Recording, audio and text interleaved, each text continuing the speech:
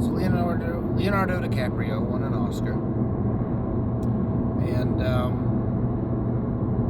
because he did win an Oscar, I went back and looked at his filmography to try to figure out all the other times that he had been gypped.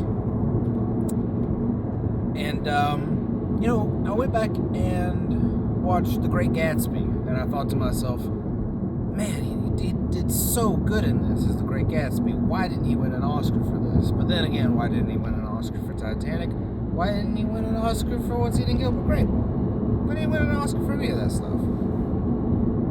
Anyway, so when I was watching The Great Gatsby, I thought about some of the things about it that kind of was different off from the book. Figured I would do one on the book, so do a review.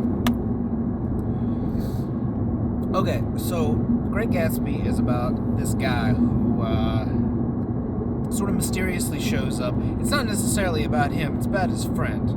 And his friend shows up. They don't know they're friends yet, of course. Really? God damn it, let's just start off the beginning. Okay, so this guy shows up to a place called West Egg. I keep wanting to call it New Egg. He shows up to West Egg.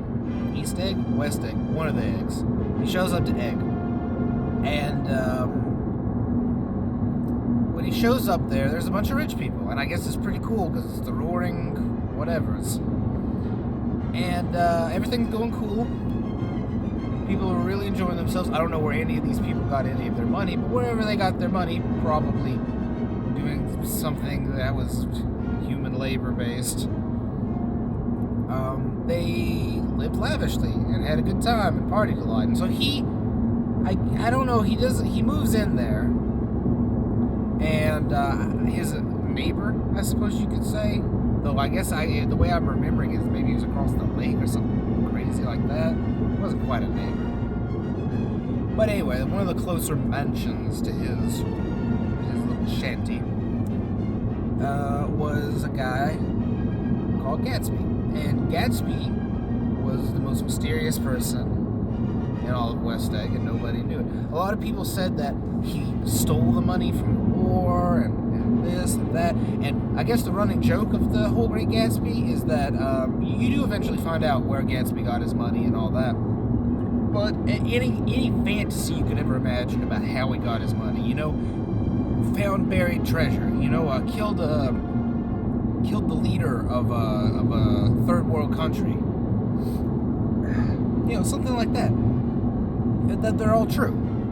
In reality, what happened was a lot less cool. Mostly, he just got apprenticed to a guy who saw something in him, and then sort of kept his money. He was still in a lot of trouble with his money, but here's the whole point of the book that takes forever to get through, and I'll save you all kinds of interesting and not so interesting conversation between these pricks. Gatsby has a lot of money, but he only has a lot of money because he worked his ass off for a guy doing boat stuff.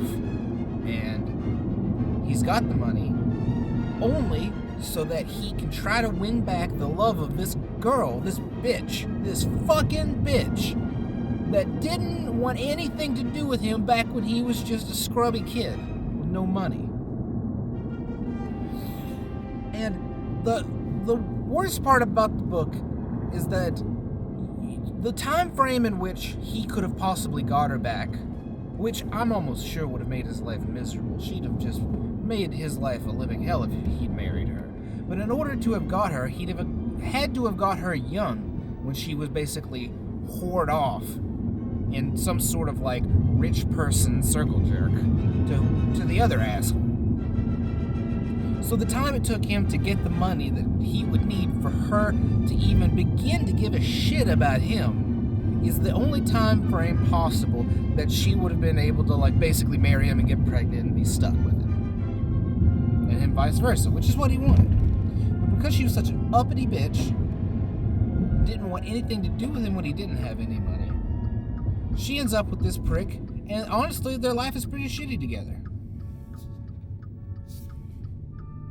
Their life is pretty shitty together.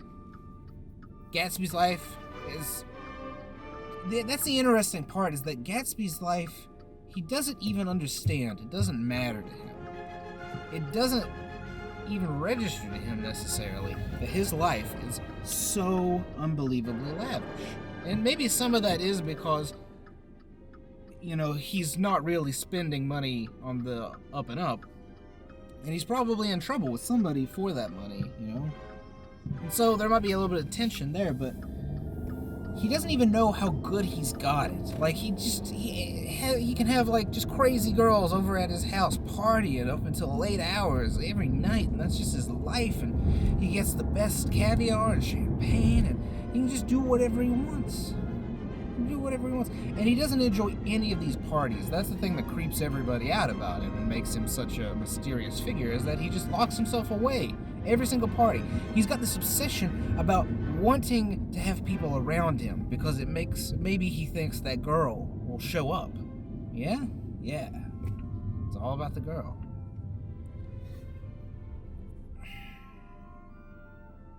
It's a sad story, really. It's almost like somebody... It's almost like somebody... I don't even know. It's like he won the lottery of life. And he was so obsessed about something from the past, like... those jars, those penny jars kind of thing? I don't know how to explain it. Like, you guess on the amount of pennies in a jar. Imagine, like, basically you going on to win the lottery for, like, $1 million. And you get the $1 million, but you just use that $1 million trying to figure out how many pennies were in the jar. Because you're so obsessed about the original question, and it's been irrelevant for so long. And that is Gatsby's problem, I think, in a nutshell. He has no way of seeing himself in the moment. He is only looking eternally through his past. But in the end, Gatsby's the man. Gatsby is the man. When everything was said and done, at the end of all things, spoiler alert, they get into a crash. Because evidently running around drunk in your car all the time eventually does get you in trouble. And so they crash.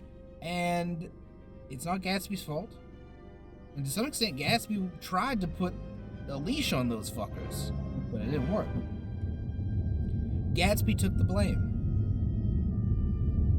And he selflessly sacrificed himself for her. This bitch that still doesn't love him, that still doesn't necessarily like him. And probably won't even remember him in 5 years. Won't even think about it. Gatsby, the Great Gatsby, is the story of a man who really liked somebody and couldn't see past who they were. Lots of people are like this, and I think it's a great story. People get in relationships all the time and they can't see that they're being in an abusive relationship. You don't have to make everybody happy, okay? If you can at least be happy the majority of your days with somebody, you shouldn't be with that person, because it's more beneficial for you to just live your life and party. And that's the lesson of the Great Gatsby. Don't be off looking for green lights when you got a party downstairs. I give it an 8 out of 10. Goddamn excellent book. If you can get through the chatter and the ancient language these people have that was so racy. It's like PBS standard racy nowadays, so it makes it a kind of boring book because it was sort of about white-collar fucks in the 30s, which is somehow so much more boring than modern white-collar fucks. Oh, and it's even worse than that because this is what they did on vacation. Oh my, oh. So it's a very white book, and I understand if you want to pass it up, but if you can look through the white bullshit and the tropes, there is a very great nugget of serious and solid fact there. And it's worth your time. Well, it's like 120 pages. What's wrong with you? Come on, I did that in like I did that like on a Friday in college. Fucking read a book.